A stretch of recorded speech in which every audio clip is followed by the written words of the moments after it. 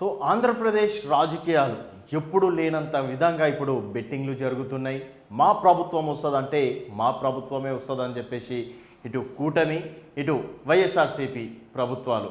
So అలాగే మొన్న జరిగినటువంటి ఐప్యాక్ సమావేశంలో కూడా జగన్మోహన్ రెడ్డి గారు చాలా ధీమాతోటి డెఫినెట్గా మరోసారి వైఎస్ఆర్సీపీ ప్రభుత్వం అధికారంలోకి రాబోతుందని చెప్పేసి కూడా అన్నారు. సో మరి ఇక్కడ ఎప్పుడు లేని విధంగా ఈసారి ఆంధ్రప్రదేశ్ రాజకీయాల్లో పోలింగ్ శాతం కూడా పెరగడంతో అసలు ఈ పెరిగిన పోలింగ్ శాతం అనేది ఎవరికి లాభం ఎవరికి నష్టం అనేది మాత్రం ప్రస్తుతం పెద్ద చిక్కుముడు అని చెప్పేసి కూడా చెప్పుకోవచ్చు.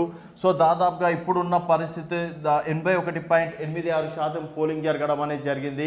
గత 2014 ఎన్నికలతో పోల్చుకుంటే 2019 ఎన్నికలతో పోల్చుకుంటే ఈసారి మాత్రం 2024లో మాత్రం పోలింగ్ పర్సెంటేజ్ పెరగడం అనేది జరిగింది. సో ఈ పెరిగిన పోలింగ్ పర్సెంటేజ్ అనేది డెఫినెట్గా కూటమికి అవకాశాలు ఎక్కువగా ఉన్నాయని చెప్పేసి అంటున్నారు. ఎందుకంటే కొత్త ఓటర్లు కావచ్చు, తర్వాత ఇతర రాష్ట్రాల్లో ఉన్న ఓటర్లు కావచ్చు, ఈసారి డెఫినెట్గా ఈ ప్రభుత్వాన్ని చేంజ్ చేయాలని చెప్పేసి కసితోటి డెఫినెట్గా కూటమికే ఓట్లు వేశారని చెప్పేసి ఇటు కూటమి నాయకులు చెప్తుంటే, ఈ పెరిగిన ఓటు శాతం మాత్రం వైఎస్ఆర్సీపీకే బెనిఫిట్ అని చెప్పేసి ఇటు వైసీపీ నేతలు అంటున్నారు.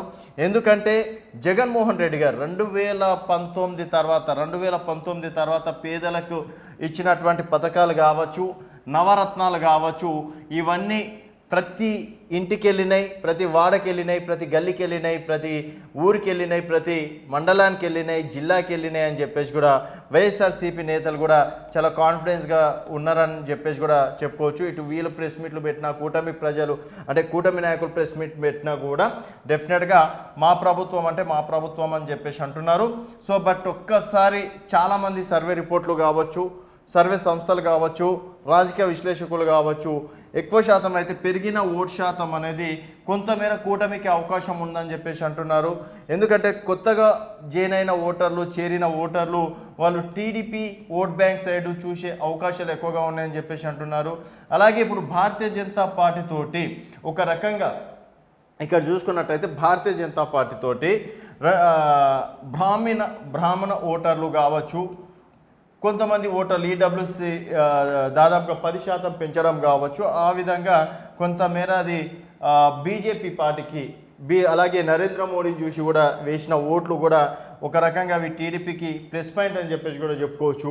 అలాగే ఇంకో విషయం చూసుకున్నట్టయితే జనసేన పార్టీకి ఈ వారాహి యాత్రల తర్వాత కూడా జనాల లోపలికి వెళ్ళడం, తర్వాత డెఫినెట్గా పవన్ కళ్యాణ్ని గెలిపించుకోవాలని చెప్పేసి జన సైనికులు పట్టుబడడం అనేది కూడా పిఠాపురంలో చూసాం. ఇటు జబర్దస్త్ ఆర్టిస్టులు కావచ్చు, సినిమా హీరోలు కావచ్చు, తర్వాత స్వచ్ఛందంగా కూడా పవన్ కళ్యాణ్ కోసం రావడం, జనసేన పార్టీ తరఫున కూడా వాళ్ళు ప్రచారం చేయడం అనేది కూడా ఒక రకంగా అది జనసేన పార్టీకి ప్లస్ పాయింట్ అని చెప్పేసి కూడా చెప్పుకోవచ్చు.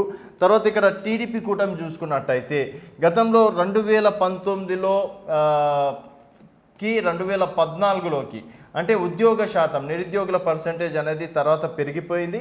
సో మరి ఆ నిరుద్యోగులు వన్ సైడ్గా ఇక్కడ చంద్రబాబు నాయుడుకి వేశారని చెప్పేసి కూడా ఒక రకంగా అదొక వాదన వినిపిస్తుంది. సో అది కూడా ఒక రకంగా కూటమికి ప్లస్ పాయింట్ అని చెప్పేసి కూడా అంటున్నారు. బట్ వైఎస్ఆర్సీపీ ఓట్ బ్యాంక్ అనేది వైఎస్ఆర్సీపీకే గరిష్టంగా ఉంది. బట్ ఇక్కడ పెరిగిన ఓటు శాతం కూడా ఇక్కడ ఒక రకంగా కూటమికి ప్లస్. అండ్ ఇక్కడ ఇంకో మైనస్ చూసుకున్నట్టయితే మరి ఇక్కడ కాంగ్రెస్ పార్టీ నుంచి వైఎస్ఆర్ షర్మిల గారు రంగంలో దిగడం అనేది జరిగింది.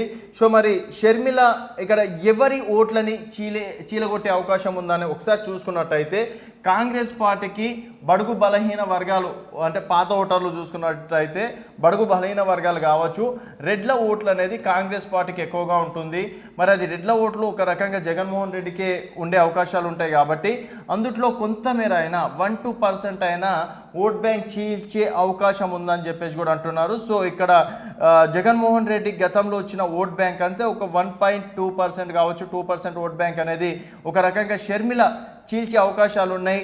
అలాగే క్రిస్టియన్ ఓట్ బ్యాంక్ కూడా వైఎస్ఆర్సీపీకే ఉంటుంది. ఇక్కడ క్రిస్టియన్ ఓట్ బ్యాంక్ కూడా కాంగ్రెస్ పార్టీ షర్మిలకి వేశారని చెప్పేసి అంటున్నారు. ఎందుకంటే దాని గల కారణాలు ఇక్కడ బ్రదర్ అనిల్ కూడా క్రిస్టియన్ ఓట్ బ్యాంక్ని కాపాడుకోవడంలో తను చాలా జాగ్రత్తలు పడ్డారు అని చెప్పేసి కూడా ఒక రకంగా తెలుస్తుంది. సో మొత్తానికి ఇప్పుడున్న పరిస్థితిలో ఇటు క్రిస్టియన్ ఓట్ బ్యాంక్ కావచ్చు, ముస్లిం ఓట్ బ్యాంక్ అయితే ఇక్కడ కూటమికి వేసే అవకాశాలు అయితే లేవు. ముస్లిం ఓట్ బ్యాంక్ ఒక రకంగా ఇటు కాంగ్రెస్ కావచ్చు, వైఎస్ఆర్సీపీకి అయితే వన్ సైడ్ పడ్డాయని చెప్పేసి కూడా చెప్పుకోవచ్చు.